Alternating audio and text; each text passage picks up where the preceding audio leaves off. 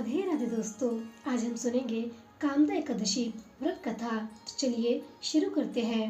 धर्मराज युधिष्ठिर जी कहने लगे कि हे भगवान, मैं आपको कोटि कोटि नमस्कार करता हूँ। अब आप कृपया करके चैत्र शुक्ल एकादशी का महात्म्य कहिए। भगवान श्री कृष्ण जी कहने लगे कि हे धर्मराज, यही प्रश्न एक समय राजा दिलीप ने गुरु वशिष्ठ जी से किया था और जो समाधान उन्होंने किया वो सब मैं तुमसे कहता हूँ। प्राचीन काल में भोगीपुर नामक एक नगर था। वहाँ पर अनेक ऐश्वर्य से युक्त पुंडरीक नाम का एक राजा राज्य करता था। भोगीपुर नगर में अनेक अप्सरा, किन्नर तथा गंधर्व वास करते थे। उनमें से एक जगह ललिता और ललित नाम के दो स्त्री पुरुष अत्यंत वैभवशाली घर में निवास करते थे।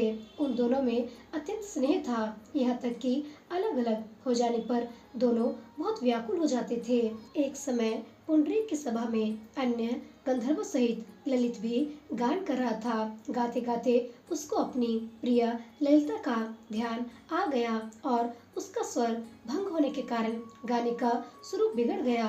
ललित के मन के भाव जानकर कारकोट नामक नाग ने पद भंग होने का कारण राजा से कह दिया। तब पुंडरीक ने क्रोध पूर्वक कहा कि तू मेरे सामने गाता हुआ अपनी स्त्री का स्मरण कर रहा है, अतः तू कच्चा मांस और मनुष्य को खाने वाला राक्षस बनकर अपने किए कर्म का फल भोग। पुंडरीक के श्राप से ललित उसी क्षण महाकाय विशाल राक्षस हो गया। उसका मुख अत्यंत भयंकर, नेत्र सूर्य चंद्रमा की तरह प्रदीप्त तथा मुख से अग्नि निकलने लगी। उसकी नाक पर्वत की कंदरा के समान विशाल हो गई और गर्दन पर्वत के समान लगने लगी। सिर के बाल पर्वतों पर खड़े वृक्षों के समान लगने लगे तथा भुजाएं अत्यंत लंबी हो गईं। कुल मिलाकर उसका शरीर 8 योजन के विस्तार में हो गया। इस प्रकार राक्षस होकर वह अनेक प्रकार के दुख भोगने लगा। जब उसकी प्रीतमा ललिता को यह वृत्तांत मालूम हुआ तो उसे अत्यंत खेद हुआ और वह अपने पति के उद्धार का यत्न सोचने लगी। वह राक्षस अनेक प्रकार के घोर दुख सहता हुआ घने वनों में रहने लगा। उसकी स्त्री उसके पीछे पीछे जाती और विलाप करती रहती। एक बार ललिता अपने पति के पीछे घूमती घूमती विंध्याचल पर्वत पर पहुंच गई, जहां पर श्रृंगी ऋषि का आश्रम था। ललिता शीघ्र ही श्रृंगी ऋषि के आश्रम में गई और वहां जाकर विनीत भाव से प्रार्थना करने लगी। उसे देखकर श्रृंगी ऋषि बोले कि हे सुभगे, तुम कौन हो, यहाँ किस लिए आई हो? ललिता बोली कि हे मुनि, मेरा नाम ललिता है। मेरा पति राजा पुंडरीक के श्राप से विशालकाय राक्षस हो गया है। इसका मुझको महान दुख है। उसके उद्धार का कोई उपाय बतलाइए। श्रृंगी ऋषि बोले कि हे गंधर्व कन्या, अब चैत्र शुक्ल एकादशी आने वाली है, जिसका नाम कामदा एकादशी है। इसका व्रत करने से मनुष्य के सब कार्य सिद्ध होते हैं। यदि तू कामदा एकादशी का व्रत कर उसके पुण्य का फल अपने पति को दे दे तो वह शीघ्र ही राक्षस योनि से मुक्त हो जाएगा और राजा का श्राप भी अश्वमेध में शांत हो जाएगा।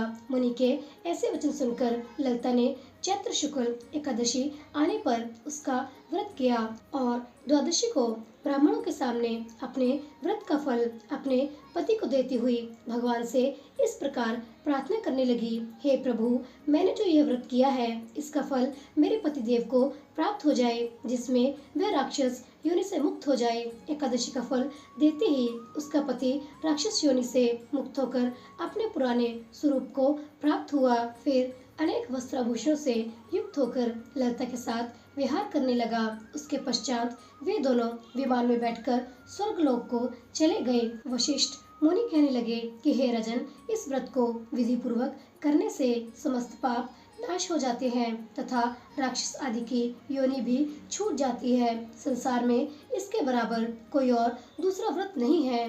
इसकी कथा पढ़ने या सुनने से वाजपेयी यज्ञ का फल प्राप्त होता है। और दोस्तों, इसी के साथ हमारी आज की कामदा एकादशी की व्रत कथा यहीं पर संपन्न होती है। प्रेम से बोलिए श्री हरि विष्णु भगवान की जय, श्री लक्ष्मी नारायण भगवान की जय। दोस्तों, अगर आपको यह हमारी कामदा एकादशी की व्रत कथा अच्छी लगी है तो कृपया जाने से पहले चैनल को सब्सक्राइब करना और कथा को लाइक करना मत भूलिएगा। मिलते हैं अगली कहानी के साथ, तब तक के लिए राधे राधे।